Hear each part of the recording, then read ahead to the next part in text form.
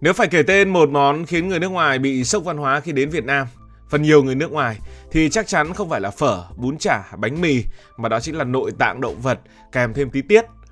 Một người Mỹ hoặc châu Âu có thể hào hứng thử phở bò, nhưng khi ai đó bưng một bát cháo lòng nghi ngút khói hoặc một đĩa lòng non trắng nõn chấm mắm tôm, họ sẽ nhìn như thể đang chứng kiến một điều gì đó quá lạ lẫm.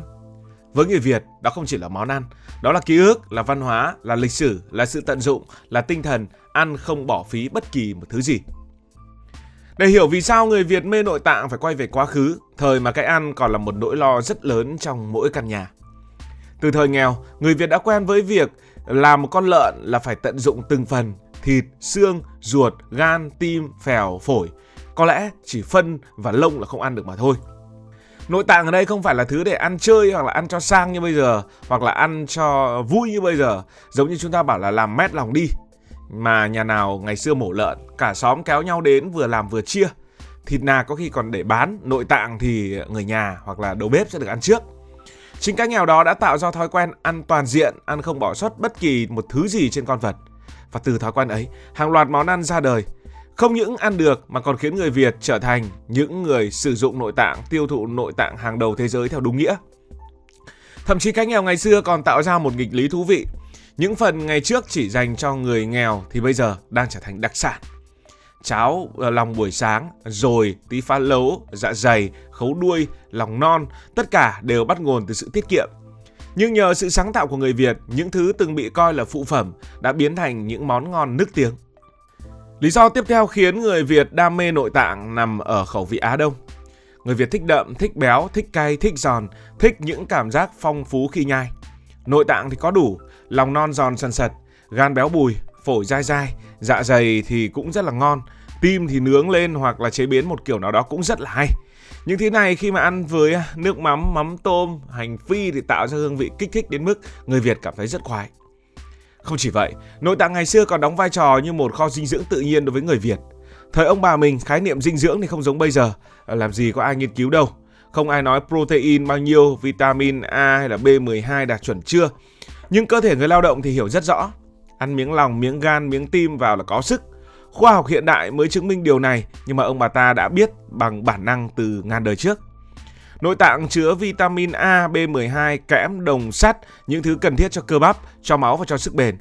Mà ai là những người cần những thứ đó nhất? Chính là những người nông dân, ngư dân, chính là những người đi chặt cây đốn củi, những người thợ thủ công, những người làm 8 tiếng, thậm chí là nhiều hơn, và đều là công việc chân tay rất nặng nhọc. Gan, thứ mà nhiều người nghĩ là phụ phẩm, lại chứa hàm lượng vitamin A tự nhiên rất cao, giúp sáng mắt và tăng sức đề kháng cho những người luôn phơi nắng ở ngoài đồng. Lòng, tim, phổi chứa nhiều sắt cũng cực kỳ quan trọng với người hay mất sức và mất nước do lao động. Ngay cả phèo, thứ mà nghe tên đã thấy ghê ghê với người nước ngoài, lại giàu chất béo, cung cấp năng lượng nhanh cho những buổi đồng áng kéo dài. Hơn nữa, nội tạng còn gắn liền với tính chất ăn ngay lập tức của người Việt thời chưa có tủ lạnh. Ngày xưa khi mổ lợn, mổ bò, mổ dê, mổ trâu, mổ chó, mổ gà, nội tạng luôn là phần phải ưu tiên xử lý trước tiên. Không có công nghệ bảo quản, không có đá lạnh, nội tạng để ngoài vài tiếng là hỏng, là bốc mùi, là mất ăn. Thế nên cứ mổ lợn là cả nhà sẽ xúm lại làm lòng, luộc gan, cạo ruột, ngâm dạ dày, hầm tim, tất cả diễn ra ngay. Và khi cái gì phải ăn ngay thì dần dần nó trở thành thói quen. Bắt buộc phải ăn lúc còn nóng, lúc còn tươi, tạo ra trải nghiệm ẩm thực rất riêng mà có khi thịt nạc, thịt ba chỉ không thể nào mang lại được.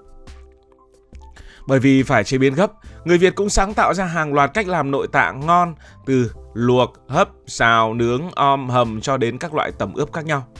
Cái tài của người Việt là biến thứ dễ hỏng trở thành những món dễ nhất. Một bát cháo lòng thơm phức chỉ cần thêm hành lá, tiêu và có người thích chan thêm một tí mắm là đủ ấm cho cả ngày.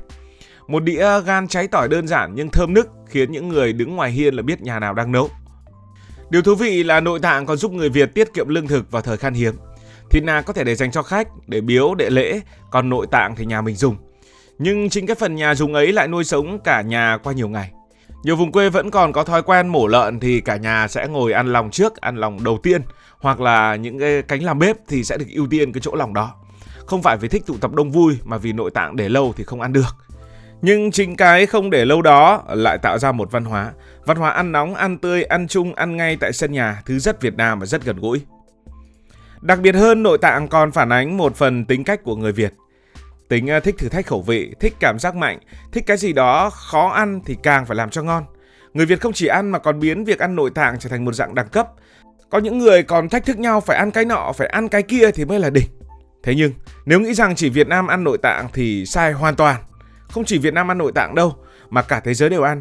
Thậm chí nhiều nước còn ăn mạnh hơn chúng ta. Trung Quốc ăn nội tạng rất nhiều, từ phá lấu Quảng Đông, lòng trâu xào Tứ Xuyên cho đến lẩu tiết Trùng Khánh. Nhật Bản có món gọi là horumon, tức là lòng bò nướng, xuất hiện khắp các thành phố lớn. Hàn Quốc cũng nổi tiếng với lòng bò, nổi tiếng với các món dồi, và những món này ở Hàn Quốc thì cũng được bán đầy phố. Mexico thì ăn taco óc bò, taco lòng bò từ thịt Aztec. Scotland có món haggis, ruột cừu, nhồi, gan, phổi, được coi là món ăn quốc dân. Pháp thì khỏi nói, họ biến gan ngỗng cũng là nội tạng mà, thành một món ăn đặc trưng, đặc sản đắt đỏ bậc nhất thế giới. Ý có món gọi là tripa, dạ dày bò hầm cà chua, món truyền thống của vùng Rome. Cả Nam Mỹ thì khỏi bàn, lòng bò, dạ dày bò, thậm chí cả ống xương tủy đều là món nhậu phổ biến. Nói cách khác, nội tạng là văn hóa toàn cầu, chứ không riêng châu Á hay là riêng gì Việt Nam. Vậy vì sao có cảm giác người phương Tây không ăn nội tạng? Không phải là họ không ăn, mà là họ từng ăn rất nhiều rồi dần dần bỏ. Khi kinh tế phát triển, tầng lớp trung lưu chiếm ưu thế, người ta trộn thịt nạc, thịt than, thịt vai, những phần được coi là ngon, được coi là sang. Nội tạng bị dán mác là món ăn của nhà nghèo, món hôi, món không sang trọng. Cùng với đó, luật vệ sinh thực phẩm ở châu Âu, Mỹ trở nên khắt khe, hạn chế việc bán nội tạng tươi sống. Người châu Âu cũng thích mùi nhẹ nhưng lại không thích mùi quá mạnh như của ruột, của gan, của dạ dày.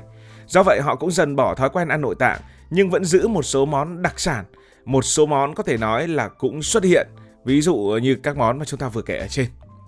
Trong khi đó, Việt Nam và nhiều nước châu Á giữ lại gần như là truyền thống ăn toàn bộ con vật, không phải vì nghèo nữa mà vì nó ngon thực sự và nó hợp khẩu vị của người châu Á.